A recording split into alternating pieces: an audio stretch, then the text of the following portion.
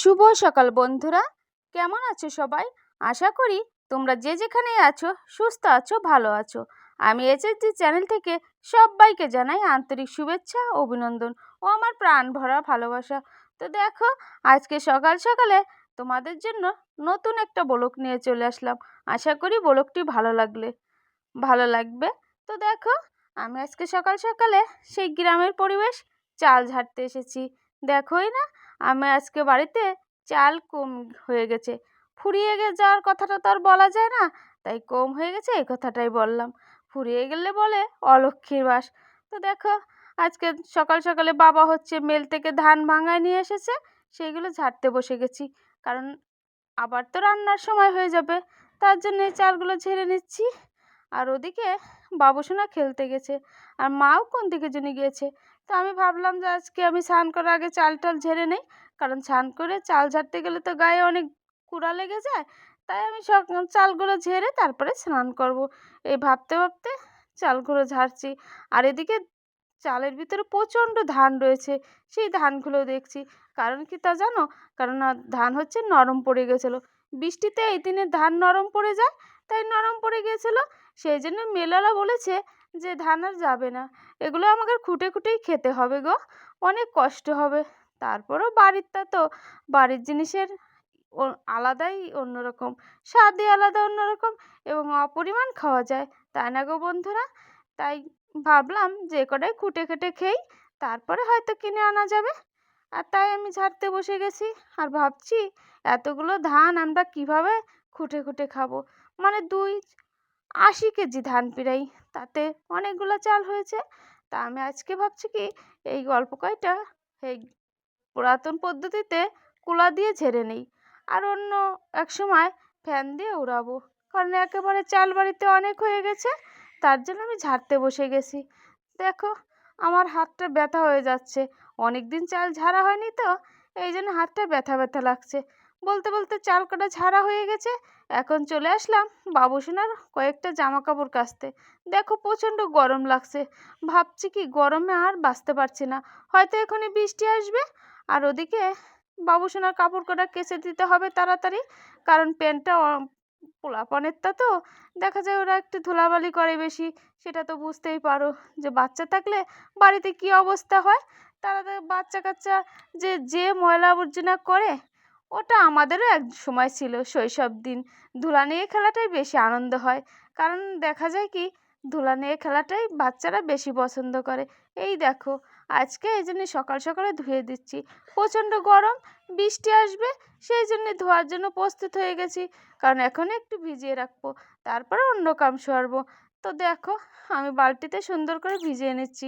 বড় গাবলিতে ভিজালে কিন্তু জামা কাপড়টা বেশি ভালো হয়। কারণ কি তা জানো? অনেকগুলো জায়গা থাকে, আর বালতিতে ভিজালে দেখা যায় জায়গা কম, নাড়াচাড়া করতে একটু সমস্যা হয়। তো সমস্যা নেই, ছোট ছোট প্যান্ট জামা তো, এটাই ভালো হয়েছে গো। তো দেখো, এই যে এইগুলো অল্প কটা আজকে ভিজিয়েছি। তো আমার প্রচণ্ড গরম লাগছে গো বন্ধুরা, আমি ভেবেই পাচ্ছি না যে এত গরম লাগছে কেন। ভাবছি ঘাম গলা দিয়ে সুরসুর করে বেয়ে আসতেছে, কিভাবে যে ঘাম আসতেছে। আমি একটু গরম পড়লেই একের গলা দিয়ে ঘাম পড়ে, খুবই খারাপ লাগে আর ঠান্ডা লাগে। কি যে করি বলে বোঝাতে পারছি না, অন্যতে মনে হয় কোনো সমস্যা হয়েছে। এই তো বলতে বলতে আমার কাপড়গুলো ভিজানো হয়ে গেছে। তারপর আমি অনেকগুলো কাজ ছেড়েছি, গরুর ঘরে গিয়েছি, তারপরে রান্নাঘরটা একটু ঝাড় দিয়েছি, সেগুলো তোমাদের মাঝে শেয়ার করা হয়নি। বাবুসোনার সাথে আড্ডা দিয়েছি, তারপরে ভাবলাম আজকে কাপড় জোটাই তোমাদের সাথে শেয়ার করি। মাঝে মাঝে এগুলো তো করে এসেছি, এগুলো অন্য একদিন আবার শেয়ার করব। তাই দেখো, আমাদের তাই মানে মোটর আছে ঠিকই, কিন্তু এখানে নেই, টিউবওয়েল যেতে তারপরে কাজ করতে হয়। এই যে আমি টিউবওয়েল যেতে নিলাম, এখন সুন্দর করে জামা কাপড়গুলো কেচে দেবো, তারপরে দেখবো বাবুসোনা কোথায় গেছে। আর বর্তমানে যে অবস্থা, জল জঙ্গল চারদিকে ভরা, ডুবু ডুবু, ও কোথায় যে গেল এটাও আমি ভেবে পাচ্ছি না। তাড়াতাড়ি জামাগুলো কেচে রৌদ্র দিয়ে তারপরে বাবুসোনাকে খুঁজতে যাব। কোথায় গেছে আমার সোনা বাবুটা, আমার মানিকটা কোথায় গেছে, এই ভাবছি। আর কাপড়গুলো তাড়াতাড়ি কেচে নিচ্ছি, তাড়াতাড়ি কেচে না গেলে তো আবার হবে না, এই জন্যই আবার ভাবলাম দেখে আসি। কি করব বুঝতে পারছি না, কেচেই যাই। ওই পাশের বাড়িতে মনে হচ্ছে বাবুসোনা খেলতে গেছে, সেই জন্য আমি একটু তাড়াতাড়ি কেচে নেই। আর এই দেখো, আর ভালো লাগছে না, যে গরম, তাতে তো অবস্থা একদম টাইট হয়ে যাচ্ছে আমার গো। এই যে সঙ্গে বাবার জামাটাও দিয়েছি, ভাবলাম যে বাবার জামাটাও দিয়ে দিই, আর আগামীকাল কিছু কিছু ধোয়া হবে, কিন্তু আজকে এগুলোকে ধুয়ে নেই। এই দেখো, বাবু সোনার জামাটার সঙ্গে বাবার জামাটাও দিয়ে দিয়েছি। আর গরমে গলা দিয়ে সুরসুর করে ঘাম বাড়ছে, তাই এগুলো দেখে নিচ্ছি তো কীভাবে আমার ঘাম আসতেছে। আমার তো ভালোই লাগছে না, মনে হচ্ছে আমার জামা পুরোটা ভিজে গেছে, স্নান করার মতন। দেখো গো বন্ধুরা, স্নান করার মতন জামাটা গায়ের উপর লেগে গেছে। এত ঘামি আমি, তা বলে বোঝানো যায় না, প্রচণ্ড ঘামি। এই দেখো, ঘামের চোটে তোমরা তো দেখতেই পাচ্ছ, অনেকটাই ঘেমে গেছি। আর মনে হচ্ছে যে কি যেন গলা দিয়ে বেয়ে বেয়ে আসছে, কিন্তু ঠিক না, ওগুলো হচ্ছে সব ঘাম আসছে, শুধু ঘাম আর ঘাম। এই দেখ, আরও কাপড় কাচ্ছি, দু একটা কাঁচা দিচ্ছি, আরও অনেকটাই ঘাম আসছে গো। এই দেখো, বালতিতে জল নিয়েছি তো, বালতির থেকে উঠানো, দেখ, উঠানো একটু হচ্ছে। ও, এই একদম ময়লা করে ফেলেছে, ধুলাবালির ভিতরে গিয়েছিল তো, আর এখন ধুলা নিয়েই তো ওরা খেলা পছন্দ করে। আর টিউবওয়েল পরে দেখো একদমই কি অবস্থা হয়েছে, কি করব বলো, আমাদের তো আর জানোই তো, সেই জন্য টিউবওয়েল পাড়টা পরিষ্কার মানে পাকা করতে পারিনি, বসা টসাও সমস্যা হয়ে যায়। আর বলতে বলতে প্রায় কাপড় কাটা শেষ হয়ে গেছে গো বন্ধুরা, আর অল্প একটা কাপড় আছে বাবু সোনার। তো দেখো, এই গোলাপি কালারের কাপড়টা হচ্ছে রং উঠেছে তো, সেই জন্য সাদাটার উপর লেগে গেছে, সেটাও আমি ভাবছি। আর গামছাটা কাচা দিলেই হয়ে যাবে। আর বৃষ্টির দিন আজকে, বৃষ্টির জন্য তো আর কাপড় কাচতেই পারিনি, আজকে বৃষ্টি গেছে, তাই তাড়াতাড়ি ভাবলাম কাপড়গুলো কেচেই নিই, আজকে সময় পেয়েছি, তা না হলে তো আর হতোই না। কি যে করি, এই তো আর একটা আছে, তারপরে ধুয়ে নেব।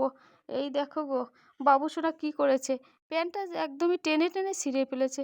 ছোটোবেলায় যে কত রঙের মানে ভিতরে আসে। আর বাবুসোনা অনেকটাই দুষ্টুমি করে জানো তো, প্রচণ্ড দুষ্টুমি করে।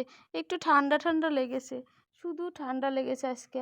ভাবছি যে গরমে তো ঠান্ডা লেগেছে, চুল কটা অনেক বড় হয়েছে, তাও কাটতে পারিনি, এটাও ভেবে অনেক চিন্তা লাগছে। আমার দিকে তাকিয়ে দেখো গো বন্ধুরা, আমার জামা পুরোটাই ভিজে গেছে, একদম পুরোটা ভিজে গেছে। আমার জামার দিক মোটেই তাকানো যাচ্ছে না, দেখো কত ভিজে গেছে। আর ওদিকে আজকে হচ্ছে বাবুসোনার বাবা বাড়িতে আসবে, তার জন্য আমার একটা ব্যস্ততা আছে, তাই ভাবলাম সকাল সকালে একটু ব্লগটা ধরে রাখি। আর এই যে বলতে বলতে কাপড়গুলো কাচা হয়ে গেছে, এখন সবগুলো ধুয়ে তারপরে শুকাতে দেবো। তো দেখো কি গরম, বাবারে বাবা, গরমে আমার পুরো জামাটা ভিজে জিল মারছে, এতটা মনে হচ্ছে আমি স্নান করে ফেলেছি, তাই না গো বন্ধুরা। আর দেখো, এটা হচ্ছে বাবু সোনার মানে এত পরিমাণ ঘাম আমার গায়ে, বলে বোঝাতে পারবো না, শুধু ঘাম আর ঘাম। আর অস্থির লাগছে, কি করে যে বলবো তোমাদের, বোঝাতে পারছি না। প্রচণ্ড ঘাম, আমার হচ্ছে প্রচণ্ড ঘাম আসে, প্রচণ্ড, বলে বোঝানোর মতো কোনো পরিস্থিতি নাই। এত ঘাম, আমার মনে হয় আমার কোনো সমস্যা আছে, সেই জন্য এত ঘাম আসে। আর শুধু অস্থির লাগছে, তাও কি করব, কাজ তো করতেই হবে। আর সোনাবাবুরটা তো কাচতেই হবে, সোনাবাবু তো আর অপরিষ্কার রাখা যাবে না। ভাবছিলাম আজকে কাপড় কাচবো না, আর প্রতিদিনই কাচতে হয়, না কাচলে ওর হয়ই না। তাই আজকে একটু সকালে ভেজলাম, আর প্রতিদিন স্নান করার সময় কাচি। আর আজকে বৃষ্টির জন্য একটু সকাল সকালেই কেচে দিচ্ছি। এই দেখো, এখনই কয়টা 5, 7, 10টা পেনের মতন কাঁচা হয়ে গেছে। একটু পর পর জল নিয়ে খেলা করে, কাদা লাগায় আবার খুলে ফেলে, এরকম করতে করতে শেষ হয়ে যায় সবগুলো। দেখো অবস্থা, কি পরিমাণ, কি পরিমাণ যে গরম, আমার আর ভালো লাগছে না। বলতে বলতে কাপড় ধোয়া কাচা শেষ হয়ে গেল বন্ধুরা। আজকের মতন এখানেই বন্ধুরা, সবাই ভালো থেকো, সুস্থ থেকো, আর প্লিজ আমার একটু সাপোর্ট করে পাশে থেকো। টাটা বন্ধুরা।